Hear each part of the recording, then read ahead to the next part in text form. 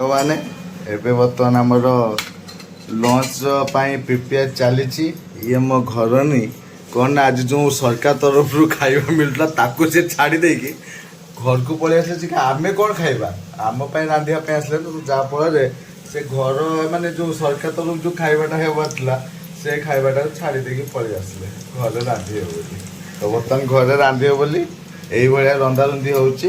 ভাত আমার হয়ে সারি, ঋষি খাই সারে, গুগুলি খাই সারে। তো আমি খাইবা বর্তমান কଣ খাইবা না ଚାଲନ୍ତୁ ଦେଖିବା କଣ ଆମେ ଖାଉଛେ। ମାନେ ଦେଖନ୍ତୁ କେଉଁଭଳି ଭାବରେ ବବାଲିଆ ପୁରା ପଖାଳଟେ ହେଇଛି, ତାପରେ ଛୁଙ୍କ ପଡ଼ା ବବାଲଟେ ଦିଆଯାଇଛି, ତା ସହିତ ବବାଲିଆ ଶାଗଟେ ହେଇଛି, ତା ସହିତ ବବାଲିଆ ବାଇଗଣ ଆଳୁ ଚିପ୍ସଟେ ହେଇଛି, ତା ସହିତ ପୁରା ବବାଲିଆ ନାଡ଼ି ଆଉ ଆଳୁକୁ ମସଲା ଦେଇକି ତରକାରୀଟେ କରାହେଇଛି। ତ ଏ ନାଡ଼ି ସିଜିନ ଅନୁର ବାପା ଆସିଗଲା, ତେବେ ନାଡ଼ି ଉପରେ ମାଡ଼ ହବ। ତ ଆପଣ କୁହନ୍ତୁ। ଜବରଦସ୍ତ ପୁରା ବବାଲିଆ ନାଡ଼ିକୁ ବବାଲିଆ ଟେଷ୍ଟ।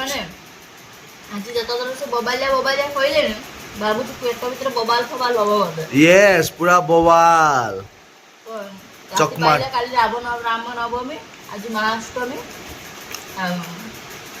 ଆପଣମାନଙ୍କୁ ମହାଷ୍ଟମୀର ବହୁତ ସାରା ଶୁଭେଚ୍ଛା, ଶୁଭକାମନା। ଆମର ଅରୁଆ ଚାଉଳ ଭାତ, ପୁରା ଅରୁଆ ଚାଉଳ ଆଉ ଶାଗ, ଏଗୁଡ଼ା ସବୁ ସାଧା ସିଧା ଖାଇବା।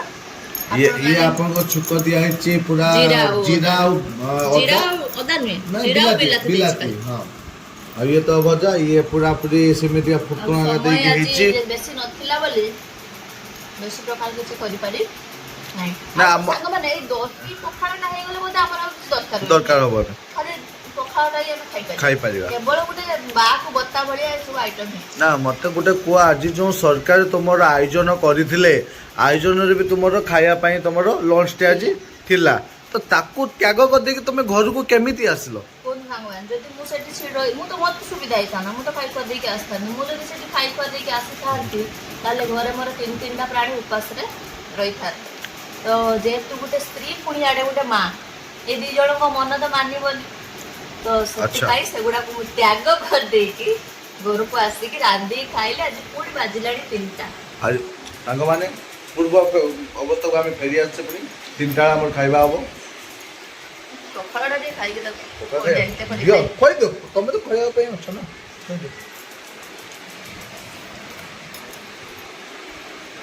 ପୁରା ବୋବାଲ, ପୁରା ସତରେ ବୋବାଲ ସାଙ୍ଗମାନେ, ପୁରା ବୋବାଲ ସାଙ୍ଗମାନେ। ପଖାଳଟା ଆସଙ୍ଗରେ ଆଉ କିଛି ଦରକାର ନାହିଁ ଆକ୍ଚୁଆଲି। ଯେଉଁ ସାଙ୍ଗମାନଙ୍କୁ ଇଚ୍ଛା ହେଉଛି ଯେ କି ପଖାଳ ଖାଇବା ପାଇଁ ଇଚ୍ଛା ଅଛି, ତ ପଳେଇ ଆସନ୍ତୁ, ଆମ ସହିତ ମିଶିକି ଖାଇବା।